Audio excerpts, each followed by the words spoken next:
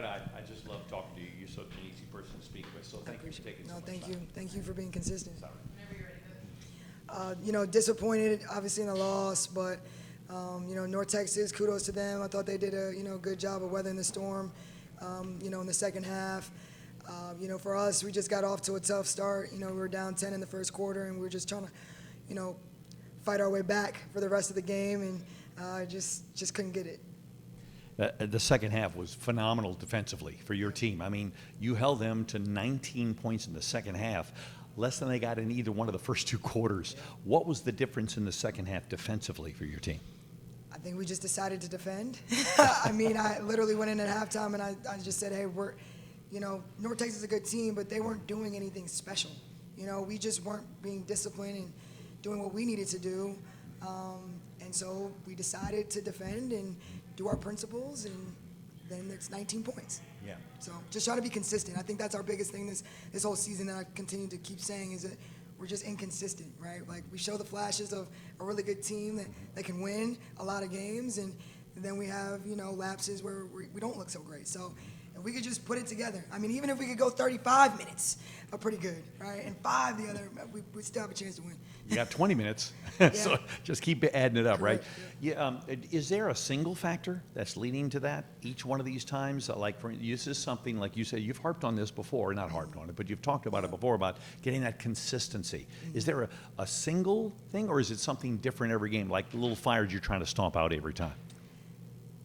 That's a good question. Honestly, it's the individual players. More than just like putting out fires, it's more consistency in terms of whoever plays, 8 or 9 of them, are they going to consistently do what they do every moment that they're out there, right? Like, that is what's not consistent, right? So we have some players that, let's say we have 10 possessions, 5 out of the 10, they're doing the right thing, right? Well, that's the inconsistency, because the other 5 are not, right? And if you have multiple players like that, then that's why we're seeing our inconsistencies here. And also, too, I think it goes with, like, when your teammates are inconsistent and you don't really know what they're doing all the time, then there's, like, a trust piece, right? You might not be as easy to, like, rely on your help side if you're guarding the ball, because maybe the help's not always there, right? So that plays a role in it, too. So to me, if we could individually just one player do the same thing consistently every game, like Dylan, right? Dylan every game is going to defend, right? And she's going to rebound. Every game, that's what she's going to do, right?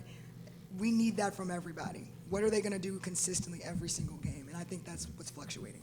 And I'm not trying to pick on anybody. I'm not trying to, but Kanaja can be phenomenal.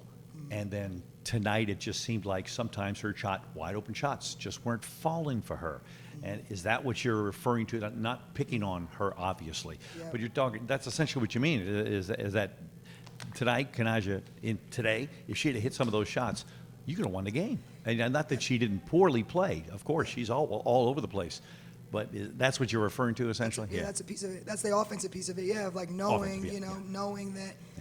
That when she gets open threes, she's going to make 1 out of 2, right? Like, you know what I'm saying? So that's a piece of it, yes. And knowing, I think we had that last year with V Keenan. It's like every time V shoots, it's going in probably, right? And she consistently brought us that every single game. Right. So, yes.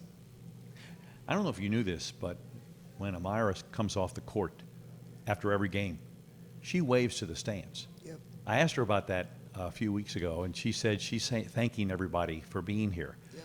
What a sweetheart. I'm not trying to just what a conscious effort to show appreciation to the fans. And it was a good crowd today, right before the students come back. Right. So it's a sort of a touch. I really like to see her do that. That's a part of our culture. They should all be doing it. That's what we tell them. We talk about that, right? And because we want people here, we want our community here, we want to be connected to them. So every time we finish a game, we should be waving to the fans and thanking them for coming, and that should be a consistent thing that we're doing. And if we're not consistently doing that, that just goes to what we're dealing with all year.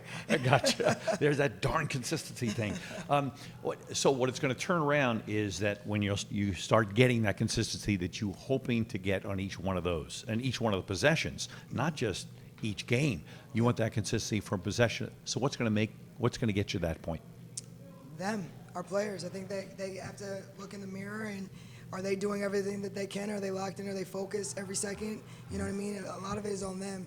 I mean, I think the other piece too is that we've got to put the team over ourselves. I think sometimes, young people can get really caught up in themselves and, oh, I'm not doing well, and that can sometimes blind you, and now you're not worried about your team or your teammates, or you're not locked into being on help side because you're still thinking about the turnover that you just had, right? So I think all of that goes into it as well, and, every game is an opportunity to get better and learn, and what I hope at some point it emerges some player that gets in the huddle with the 5 players or four other players out there, and in the look in the eyes, like, we're not losing this game, right? Like, that's what we're missing, especially down the stretch. Last year with Sharice Pittman, right? Like, she kept everybody together. There's a look in her eye like, oh, we're not losing. Everybody kind of feeds into that, right? And that's really what we're missing, and that's why these close games we're not able to pull out at some points. That's it. Thank you. No, Thanks for making so much time.